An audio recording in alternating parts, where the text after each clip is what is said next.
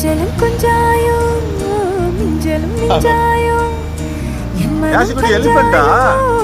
பறக்கும் செல்லம் யாஷியோட எலிஃபண்ட் அது. சின்ன சின்ன நேரங்களில் சிக்கிக்கொண்டே உக்கரை உன்னிடத்தில் ஓவியமாய் தானே கண்ணாடியின் யாஷி எலிஃபண்ட்ல போறானா அப்படி? நான் இல்லை யாஷு ஏய் அப்பகாவா அவன் அப்பகா எங்க அப்பகா மாமா எங்கம்மா அப்பகாவா?